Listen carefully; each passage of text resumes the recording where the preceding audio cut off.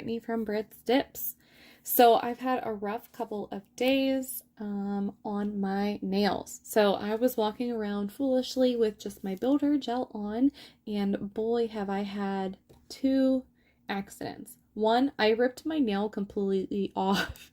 Like, ow, it hurts really bad. Did this yesterday, and then I did this morning. My natural nail is still there and fine, unaffected, but my builder gel has completely come off. So I'm going to do two different things. I'm going to fix my builder gel. I'm going to show you how to do an extension, and then I am going to show you how to make a fake nail with a tea bag. The reason why I'm going to do that instead of just go straight to the builder gel on this nail is because it is cut down the whole way down to the tissue. So if I put this in a gel lamp like this with the builder gel, it's going to burn the crap out of my skin. So I'm just going to do a tea bag and make a fake nail. All right, so let's get started. First, I'm going to do the builder gel. So this is a nail form. There's a bunch of different nail forms out there. I really like this butterfly one from Triple D, and this is how I apply mine. So you take the backing off, and then it has this little cut out already, and you can just pull it out, and I like to put it right here, which kind of makes it makes this part a little bit firmer. Then you take and bend, so it is this is the nail form part where you're going to build your nail out. You take that part and kind of bend it together, and then you're going to pinch the ends together. So just those two, just like that. And I'm not pinching this closed, it's just the part here. Then you take this part and open it up and stick your nail in.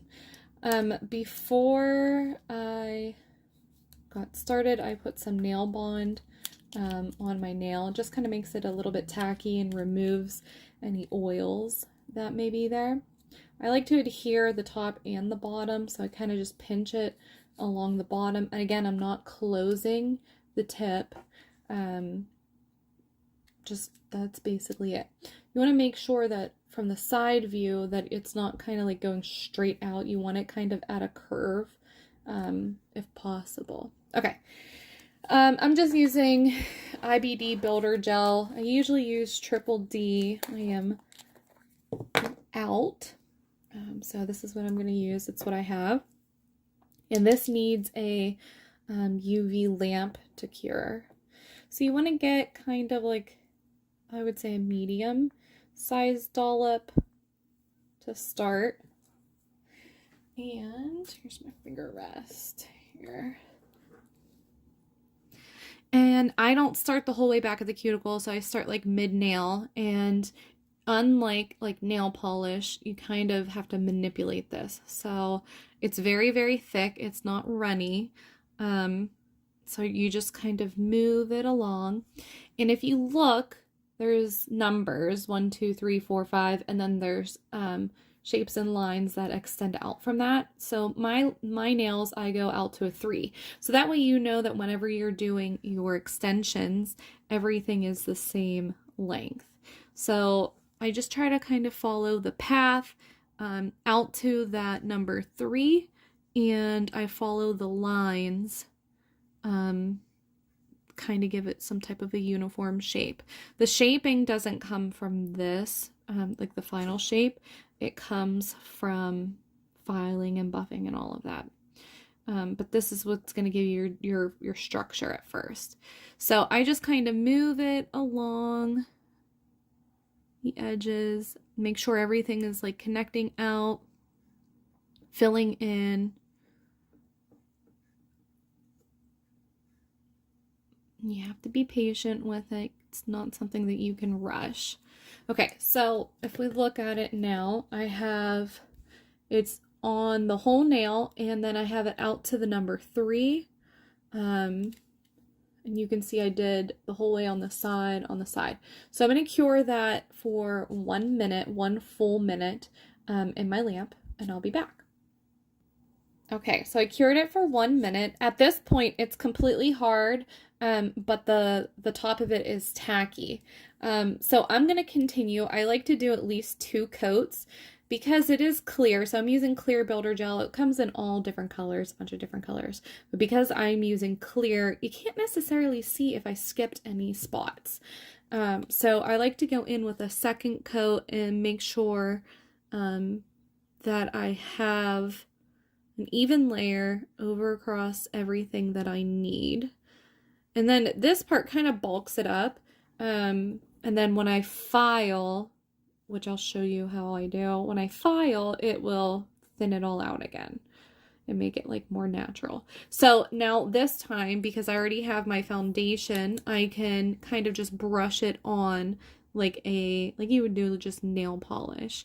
But on this side, I don't see that I got a bridge over here, so I kind of want to make sure that I have that. Okay, and then I wanted to mention too, so say if you were doing all of your nails at the same time, you can take a pair of scissors and cut this bottom wing part off, which will give you more room whenever you go to put your hand in the lamp. I typically don't, and I usually just do one at a time. But if you are doing all at the same time, I recommend curing, at least flash curing, or doing a 30-second cure in between each one, because even though it is very thick and not runny, if you just let it sit there, gravity is going to pull it down the sides, and it's going to change the shape that you originally wanted after some time. This one is kind of like self-leveling, meaning if I apply a dollop, it will smooth out itself. It's not like you won't see peaks on it. But there are others that aren't. And if yours isn't like that, or if you want to build a bigger apex, the hump kind of like up on your nail, you can hold your hand upside down for 10-15 seconds and allow gravity to kind of pull it evenly down into the middle part of the nail. Okay, so I'm doing my second coat. I'm going to cure for a minute and I'll be back. Okay, I cured for 60 seconds. At this point, I'm going to take off my form. Now, I have made the mistake, and I'm done with the builder gel for now. I have made the mistake of just taking the form off, and sometimes it's worked out, and sometimes it takes the nail also with it because it's kind of glued to the form, right? So if you take some rubbing alcohol, woo, and give it a good, like I said, the top layer is tacky, so the alcohol takes the tackiness away, and just kind of rub it. You can feel it already like lifting off. Okay.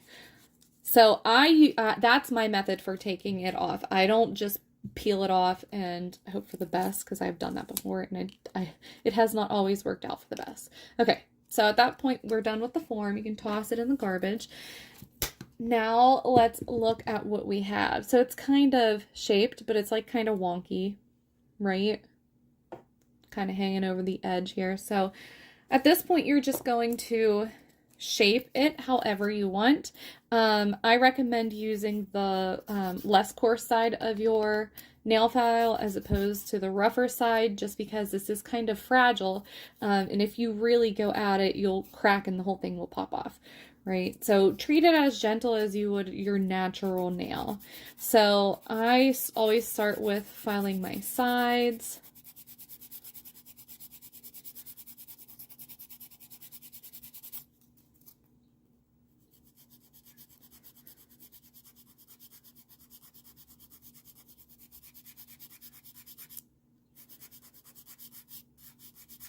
Try and get my sides completely straight up that way.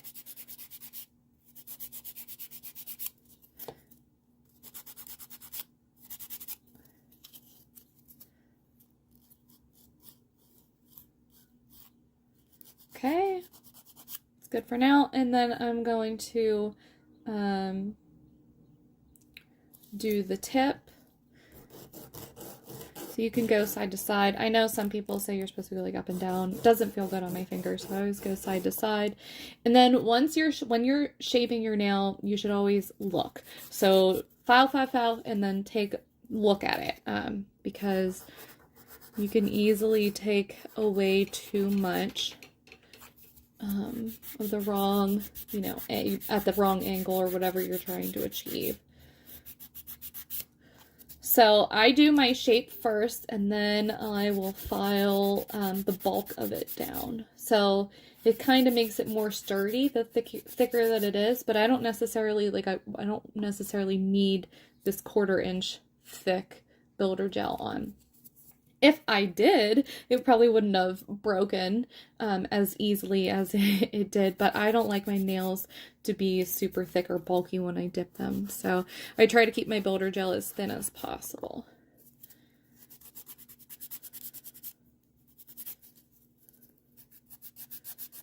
So just doing the sides, and we are getting to the shape that I like.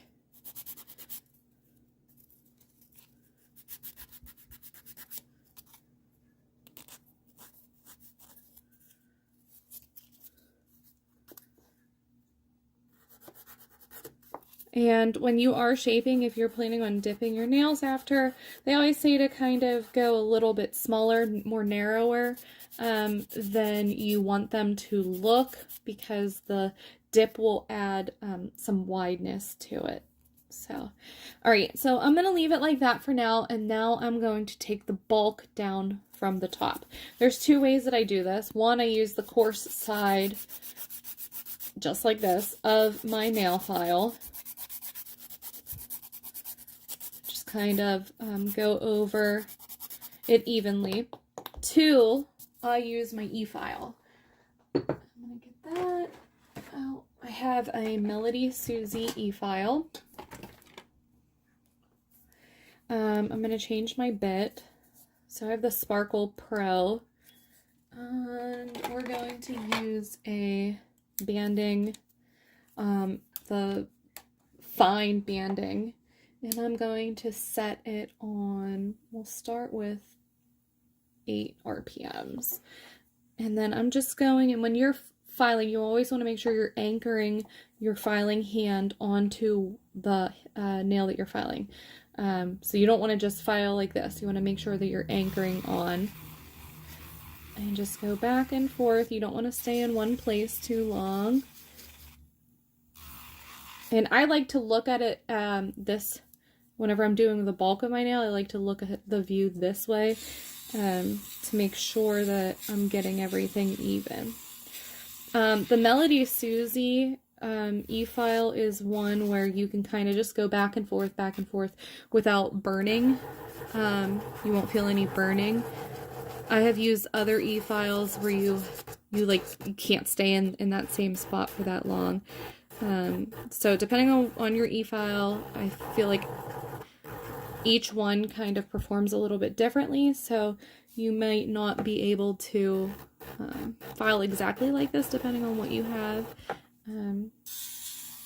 But if you do it long enough, you'll be able to achieve exactly the shape that you want.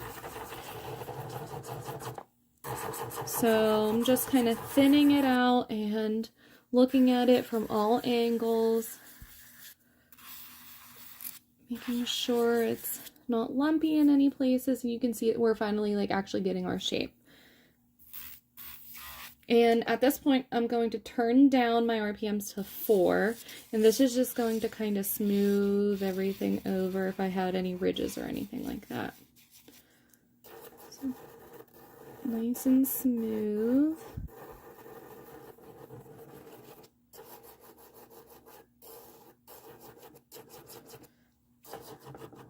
All right, I'm gonna brush off. I like to use a stiff brush whenever I brush off, kind of get everything out. And let's take a look at what we have. Please ignore this nail, it hurts so bad. Okay, so you can see I lost a little bit of the tip here, maybe from brushing. All right, so to be able to fix that, we just take a little bit of builder gel, just a little guy, and then we go right on the tip and just kind of fill it in. Okay, and throw that in the lamp. I'll be back. All right, I cured it for 1 minute. Now again, remember it is tacky, so wipe it off with oil. Oh my gosh. Wipe it off with alcohol. Wipe it off with oil. Goodness. Okay, let's take a look at it. So now I have this like little lump here, and I just want to make sure that I don't lose that tip that I ended up putting on. Okay, so I did the bulk of it. We'll do the side. And then the length of it. Just kind of try to get it to smooth out. You can see I have, I was swatching this morning. Okay. Try and get that to angle in a little bit more.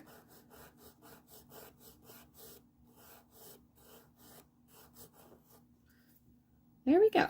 All right. Now at this point, I'm going to gently brush off.